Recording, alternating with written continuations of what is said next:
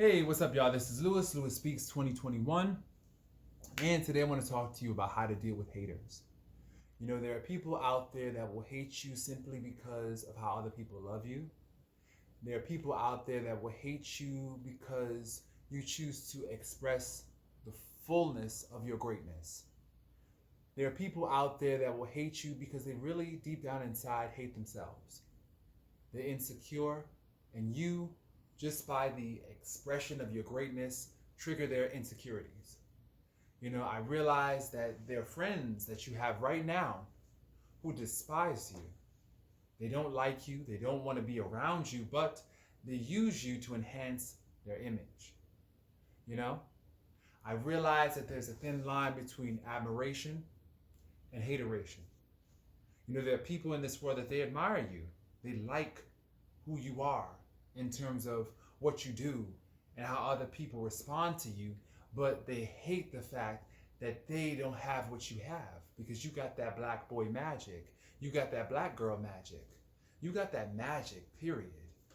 You know? And it's like there are people, even co-workers that you work with, that on the surface they seem to be cool with you, but deep down inside they're envious. They are envious. It burns them that you have the ability to connect with other people in a way that they can't. It burns them alive. You know? You have family members who claim to love you, claim to be there for you, but they take a sick, twisted thrill in your downfall.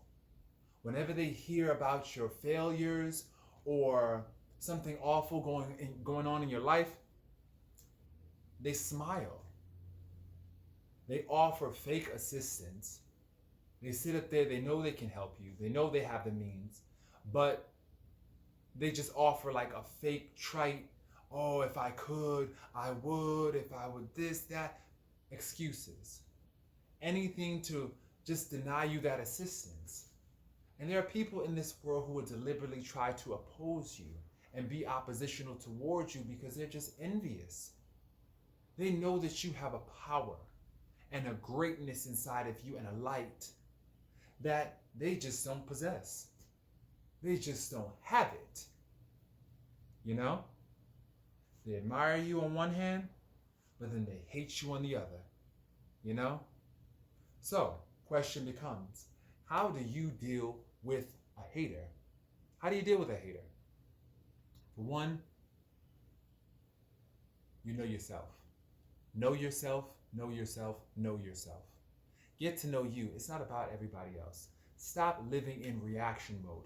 You don't have to respond to everything that people do. You don't have to. And that's what I had to tell myself. I was living in reaction, always angry, always allowing people to upset me, always taking the bait. You know, because toxic personalities, they know how to throw traps to make you react. They know how to trigger you, you know? Do not let people manipulate you into their panic zone. Do not let people manipulate you into their sickness. Jack out of that matrix.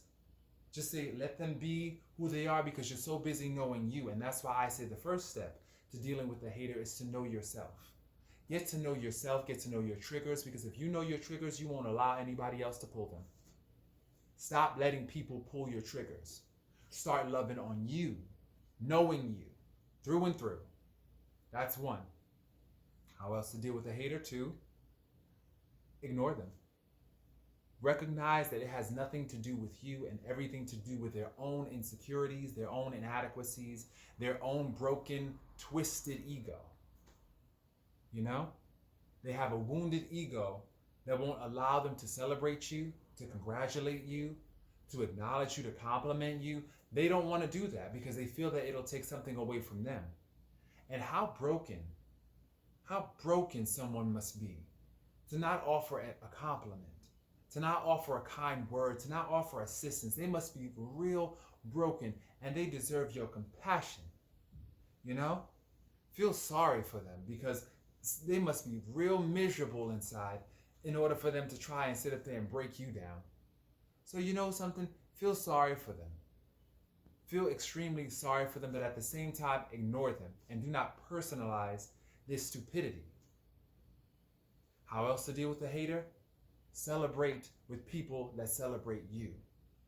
Make a list of all the people in your life that celebrate you genuinely and gravitate towards those people.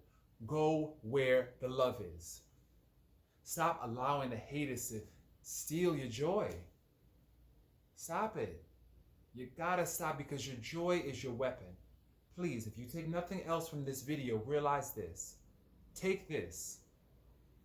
Your joy is your greatest weapon. It is your greatest weapon. And when someone can affect your joy, they have power over you. Stop giving people the power to steal your joy. You gotta stop it. Make a commitment to your joy, and that goes back to the first step on how to deal with the hater, knowing yourself. Know what brings you joy, know what brings you happiness, and continue to do more of that. Because as you become more confident, more joyful, as you step into your greatness, you are going to encounter a lot of hateration.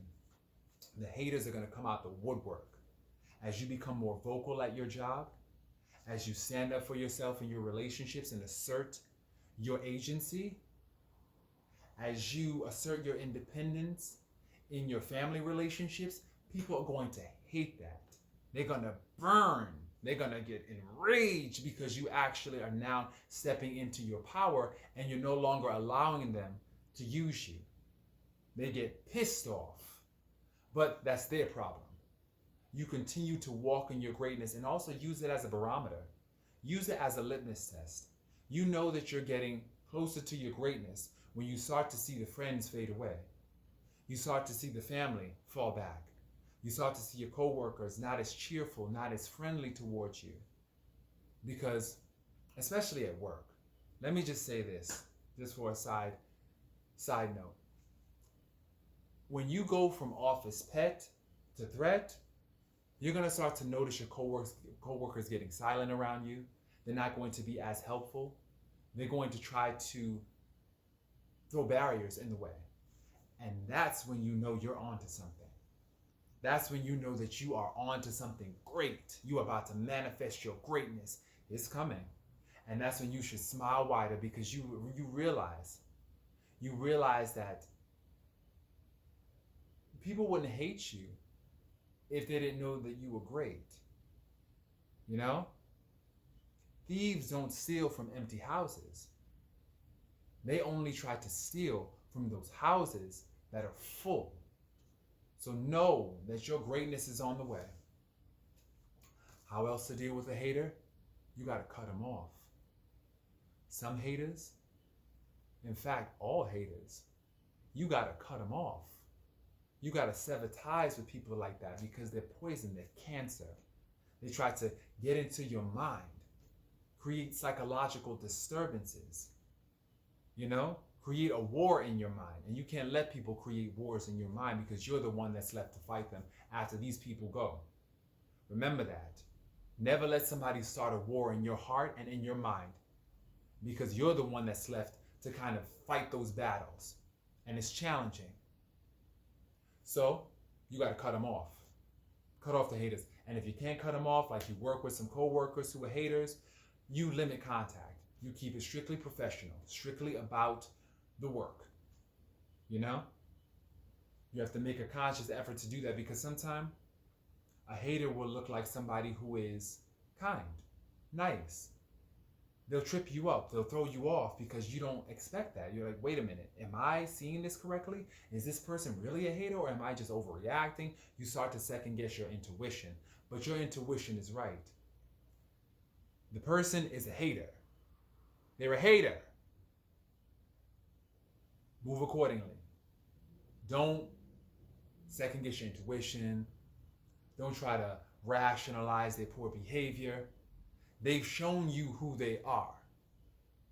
Now you have either one of two choices.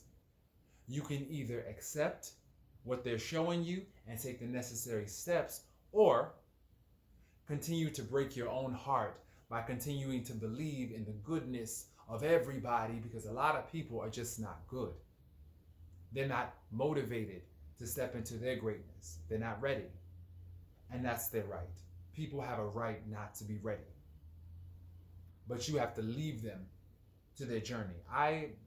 For one, I respect everybody's journey. I will respect your journey, but I also realize that there are some roads that I will not be able to go down with you because it's just not part of my journey. And out of respect for my journey, I have to sever ties. I have to say, I wish you the best, but I'm going here, you going there. We're just not going at the same place. So you have to sever ties with those haters. You know, I personally, I had to cut off a lot of people, even family members. I had to cut off family members, friends who were not going my way. I had to separate from them because I realized that everybody has a distinct journey. I realized that they were toxic. They were toxic to the person that I wanted to be in the world. And so I had to let them go and realize that, you know, it is what it is. No hard feelings, no bad blood. We're just not vibing. You know, their hateration, their jealousy, their envy, their childhood wounds, all that they didn't want to address. They didn't want to look at it. They were not ready. So I had to be ready. Out of respect for my life, I had to take the steps to protect me. Because at the end of the day, and this is what I had to learn the hard way, you are all you got. You are all you got. So you have to make sure that you take care of yourself, even if it means hurting other people. If it hurts someone in the process, it's not your intention to hurt people, but sometimes your greatness is going to hurt people. It's going to injure people. It's going to injure their ego. It's going to injure their pride. It's going to injure them. And through no fault of your own, you can't prevent that. But what you can do is take care of yourself. And that's what you have to do. When dealing with the hater, you have self-care as a must. You have to make sure that you're meditating, that you're engaging in your spiritual, you're reading, if you read the Bible, if you read the scriptures, spiritual texts, you know, definitely make sure that you stay spiritually strong because these haters will try to suck the life out of you. And you need to fortify yourself. You also need to be around people who will fortify you. And once again, that goes back to making that list of supportive people in your life, all your support systems, and continuing to plug into that. Plug into that because focusing on what other people are doing 24/7, 365, it robs you of what you need to be doing for your life. Stop starving your life trying to feed everybody else. You know, feeding into other people's nonsense and chaos. The mental energy that you're using thinking about this other person and what they're doing could be the mental energy that you use studying, rehearsing, practicing, writing, walking, hiking. There's something that you need to be doing that you're not doing because you're sitting here thinking about what this person is doing. No, forget them. What they're doing is irrelevant. Your life matters, the here and the now. So that's just a little sound bite right there to get your day started. Take what's beneficial, leave the rest. I encourage everybody to definitely just stay strong. Love on yourself, fortify yourself, because at the end of the day, like I said earlier, you are all you have. So you have to make sure that you're taking care of you. This is Lewis Speaks, wishing everybody a wonderful, wonderful journey. Peace, y'all.